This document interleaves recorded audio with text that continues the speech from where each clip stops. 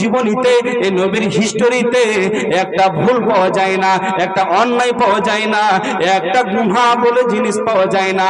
এই নবীটা যখন মারা যায়, হযরত আয়েশা বর্ণনা করেছেন, ওরে রাসূলের সাহাবীরা তোমরা শোনো, যেদিন নবীজি মারা যায় নবীজির এত কষ্ট হতো, নবীজির এত দুঃখ হয়েছিল, এত বেদনা হয়েছিল।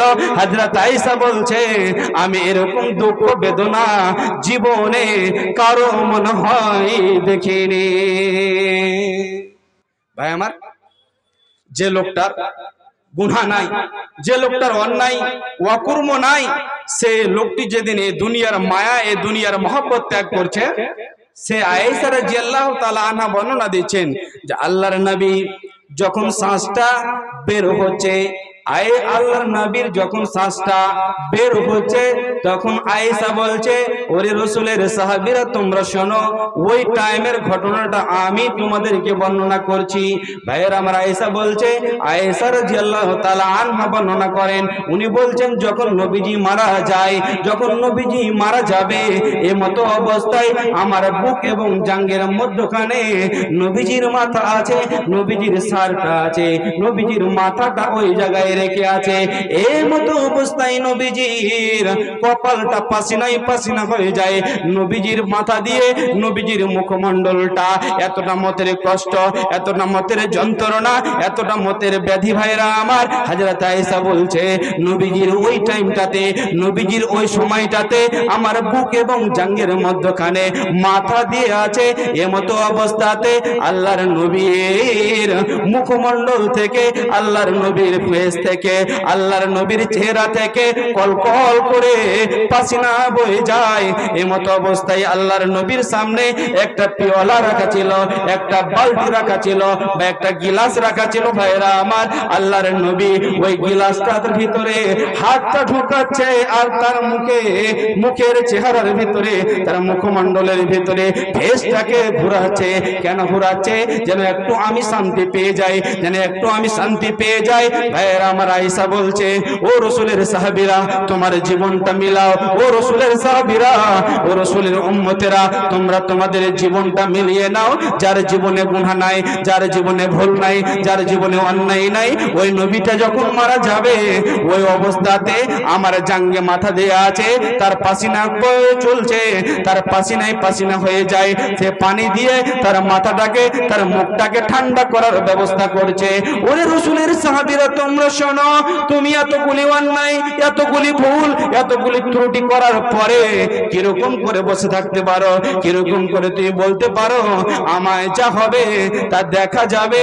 তারপরে পরে নবীজি বলতেন, হে আল্লাহ তুমি আমার উপরে রহম করো, হে আল্লাহ তুমি আমার উপরে রহম করো, হে আল্লাহ তুমি আমার উপরে মাফ করো, হে আল্লাহ তুমি আমাকে ক্ষমা করো, তুমি আমার উপরে রহম করো, হে আল্লাহ আমি তোমার কাছে যেতে চাই। আর বলছে লা ইলাহা ইল্লাল্লাহ লা সাকারাতিল মাউত, আল্লাহ ছাড়া কোনো মাবুদ নাই, আল্লাহ ছাড়া কোনো ইলাহ নাই, আল্লাহ ছাড়া কারো ইবাদত করা যাবে না। তারপরে নবীজি বলছেন মতের কষ্ট আছেই আছে, মতের দুঃখ আছে, মতের বেদনা আছে, মতের যন্ত্রণা আছে আছে।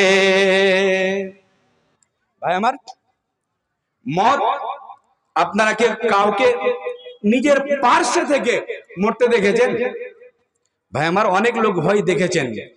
ভাইরা আমার, দুনিয়াতে আপনি যদি অনেক জায়গা যাতায়াত করেন, চলেন, উঠেন, বসেন, ভাই আমার অনেক রকমের লোক দেখতে পাবেন। তার মতের অবস্থাটা কিরকম হয়?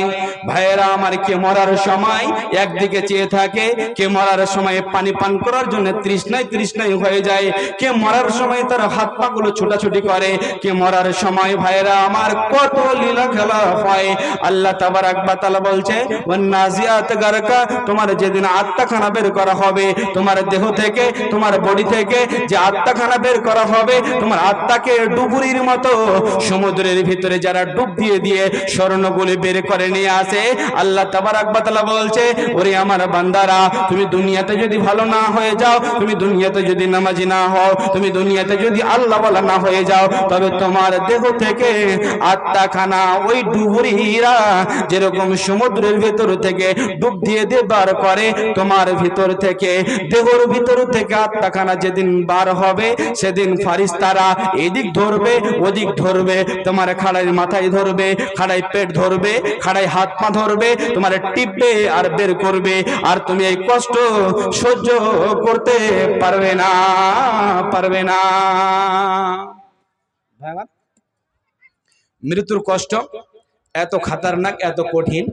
হযরতে মুসা আলাইহিস সালাতু ওয়াস সালামকে তার কওমের লোক বলছে যে মওতের কষ্ট কিরকম।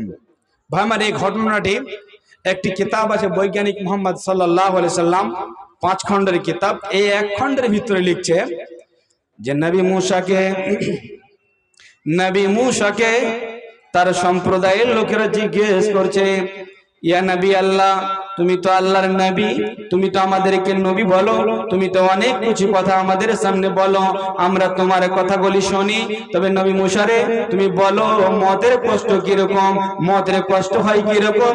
নবী মূসা বলছে, ও আমার সম্প্রদায়ের লোকেরা, আমি তোমাদেরকে অনেকগুলি কথা বলেছি, অনেক জিনিস বুঝিয়েছি, অনেক জিনিস জানিয়েছি, তবে শুনো রে আমার সম্প্রদায়ের লোক, শুনো রে আমার সম্প্রদায়ের লোকেরা, শুনো রে আমার মানুষেরা, আমি তোমাদেরকে মওতের কষ্ট সম্পর্কে বলতে চাই, তোমরা শুনে নাও। তোমরা আমাকে জিজ্ঞেস করেছো। মূসা বলছে, ও ভাইরা আমার, মওতের কষ্ট কিরকম হবে পাপী ব্যক্তির, যারা গুনাহগার করে করে এই দুনিয়ার জীবনটা কাটিয়েছে, যারা এই জীবনে হাদিস মোতাবেক চলেনি, যারা এই দুনিয়াতে মেলা নিয়ে ব্যস্ত ছিল, যারা এই দুনিয়াতে জলসার ফিল্ডে আসতে পারলো না, যারা এই দুনিয়াতে ভালো কাজ করলো না। মূসা আলাইহিস সালাম বলছে, ওরে আমার সম্প্রদায়ের লোকেরা, তোমরা শুনে নাও মওতের কষ্ট কাকে বলে। একটা বরের গাছে, একটা বৈরের গাছ, ভাইরা আমার, যে ফলগুলি দেয় টক মিষ্টি ফল দেয়, এই ফল জাতীয় গাছে ভাই আমার কাঁটা অনেকটা হয়। মূসা আলাইহিস সালাম বলছে, তোমাকে আমি সহজ ভাষায় একটা উদাহরণ দিয়ে দিয়েছি, তোমরা শুনে নাও। একটা চাদর তুমি গাছের নিচে দিয়ে দাও, আর ওই চাদরটাকে তুমি উপর দিকে টানতে শুরু করো, ওই চাদরটা কিরকম অবস্থায় আসবে। এবার মূসা নবীর কমেরা বলছে, ওগো নবী, ওরে মূসা আলাইহিস সালাতু ওয়াস সালাম, এই চাদরটা আসবে না, এই চাদরটা সহজে আসতে চাইবে না, একে জোর করে টানতে হবে, একে জোর করে টানতে হবে, আর যখন জোর করে টানতে যাব তখন চাদরটা ফেটে যাবে, চাদরটা ছিঁড়ে যাবে, চাদরটা চূর্ণ চূর্ণ হয়ে যাবে।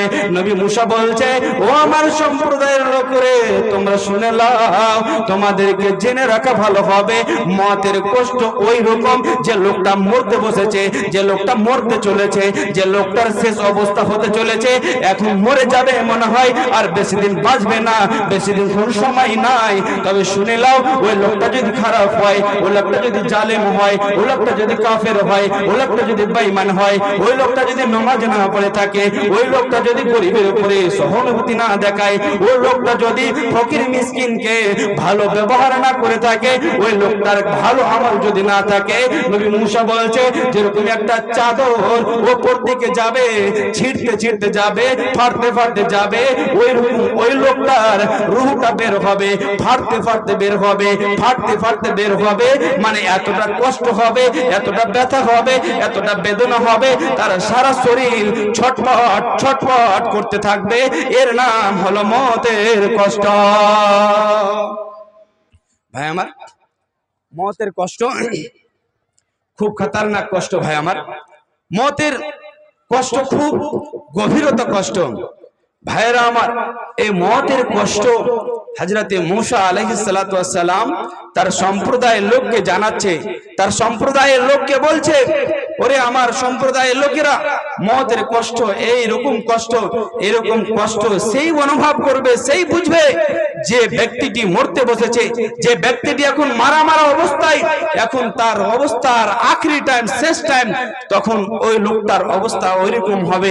ভাই আমার আপনার ওইরকম অবস্থা হতে পারে যদি আমি আপনি কোরআনের মতো জীবন না কাটাই, আমি আপনি যদি এই জীবনটাতে রসুলের মতো জীবন না চলি, সাহাবীদের মতো জীবন না চলি, হাদিস ও কোরআনের মতো যদি জীবন না কাটাই, তবে কাল কিয়ামতের মাঠে নয় ভাই আমার, যেদিন আমার দেহ থেকে, আমার বডি থেকে আত্মা বের হবে, আমার আশেপাশে আমার সামনে সমস্ত লোক বসে থাকবে, আত্মীয় স্বজন থাকবে, আমার ফ্যামিলির লোক থাকবে, আমার বাবা মা থাকবে, আমার ভাই থাকবে, আমার ছেলে মেয়ে থাকবে, আমার ওয়াইফ থাকবে। ভাই আমার, কেউ আমাকে রিহা করতে পারবে না, কেউ আমাকে বাঁচাতে পারবে না, কেউ আমাকে আসান করাতে পারবে না।